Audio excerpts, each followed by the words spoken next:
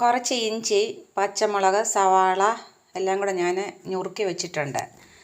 അപ്പോൾ ഇത് ഒരു ഗോതമ്പ് ദോശ ഉണ്ടാക്കാനുള്ള തയ്യാറെടുപ്പിലാണ്.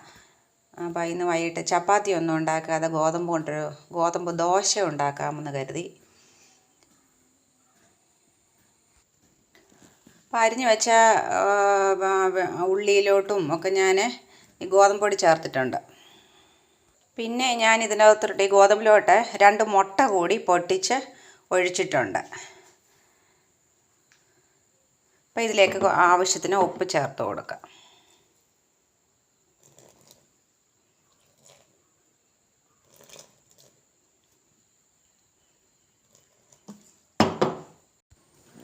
മുട്ട ചേർക്കാൻ ഇഷ്ടമില്ലാത്തവർ മുട്ട ചേർക്കണമെന്നില്ല.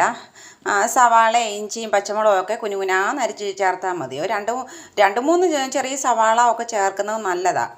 അപ്പോൾ കുറച്ച് ഈ ഉള്ളിയൊക്കെ കഴിക്കാത്ത കുട്ടികൾക്ക് ഉള്ളിയൊക്കെ കുറച്ച് ഉള്ളി പോവുകയും ചെയ്യും. ഇതിന് നല്ല ടേസ്റ്റാണ്. ഇഞ്ചി പച്ചമുളകൊക്കെ അരിഞ്ഞ് ചേർക്കുമ്പോൾ നല്ല ടേസ്റ്റാണ്. മുട്ട ഇല്ലാതെ വെജിറ്റബിൾസ് മാത്രം ചേർത്താലും മതി. ഇവിടെ നമ്മുടെ കുട്ടികൾ മുട്ടയൊക്കെ കഴിക്കുന്നവരായതുകൊണ്ട് ഞാൻ മുട്ട ചേർത്തുന്നേ ഉള്ളൂ. മുട്ട ചേർത്താൽ കുറച്ച് ഗോതമ്പിൽ വലിയ ഗുണങ്ങളൊന്നുമില്ല. അപ്പോൾ ഈ മുട്ടയോടെ ചേർക്കുമ്പോൾ കുറച്ച് കുഞ്ഞുങ്ങൾക്ക് പ്രയോജനമാകുമല്ലോ, അതാണ് മുട്ട ചേർത്തത്. മുട്ട ചേർക്കുമ്പോൾ അതിന് ഒരു ടേസ്റ്റ് കൂടെ കിട്ടും.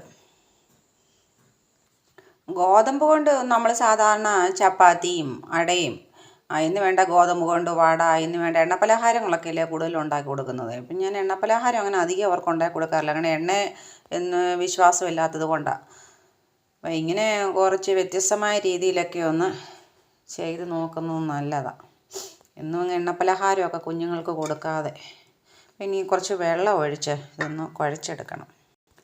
എന്നുവെച്ചാൽ ദോശയ്ക്ക് ചുടുന്ന രീതിയിൽ ശരിക്ക് ഒന്ന് കലക്കിയിടാം. ഞാനിപ്പോൾ ആ മുട്ടയും എല്ലാം കൂടെ ചേർത്ത് മാവ് കലക്കി എടുത്തിട്ടുണ്ട്. മാവ് കലക്കുമ്പോഴേ ഒരുപാട് വെള്ളവും ആകരുത്. ഇങ്ങനെ ഇരിക്കണം, ഇതേ പരുവത്തിന്. ഒരുപാട് കുറുകിയും പോകരുത്, ഇതേ പരുവത്തിന് ഇരിക്കണം. എങ്കിലേ ചുട്ടെടുക്കുമ്പോൾ അത് ഭംഗിയായിട്ടിരിക്കത്തുള്ളൂ. ഗോതമ്പ് ദിവസം ചപ്പാത്തി മാത്രം ഉണ്ടാക്കി കഴിക്കണമെന്നില്ല. പക്ഷേ എനിക്കൊന്നും ചപ്പാത്തിയിലും കുറേ കൂടെ ബെറ്റർ ഇങ്ങനെ ദോശയാക്കി കഴിക്കുന്ന, മാവ് കലക്കി ദോശയുടെ രൂപത്തിലാക്കി കഴിക്കുന്നതായിരിക്കും കുറച്ചുകൂടെ ബെറ്ററാണെന്ന് തോന്നുന്നു. എൻ്റെ അഭിപ്രായമാണ്. എല്ലാവർക്കും ചപ്പാത്തിയാവും ഇഷ്ടം. കുഞ്ഞുങ്ങൾക്കൊക്കെ ഗോതമ്പ് ദോശ എന്ന് പറയുമ്പോൾ അയ്യോ ഗോതമ്പ് ദോശയോ എന്ന് ചോദിക്കും. പക്ഷേ അപ്പോൾ ഇങ്ങനെ വ്യത്യസ്തമായ രീതിയിലൊക്കെ ഒന്ന് ആക്കി കൊടുത്തു കഴിഞ്ഞാൽ അവർ കഴിച്ചോളും. ഈ വെജിറ്റബിൾസൊക്കെ ഒന്ന് കഴിച്ച് മുട്ടയും അവിടെ ഒരു ടേസ്റ്റും ഒക്കെ ആകുമ്പോൾ അവരത് കഴിച്ചോളും. കഴിക്കാൻ മടിയുള്ള കുഞ്ഞുങ്ങളും കഴിച്ചോളും. ഇങ്ങനെ കുഞ്ഞു കുഞ്ഞു ദോശകളായിട്ട് ചുട്ടെടുക്കണം. ഞാനിതിന് സൈഡായിട്ട് മീൻ കറിയാണ് അവർക്ക് കൊടുക്കുന്നത്.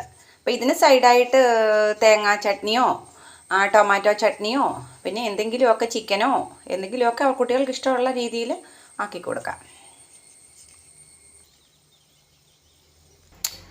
അപ്പോൾ നമ്മളുടെ രുചികരമായ ഗോതമ്പ് ദോശ റെഡി.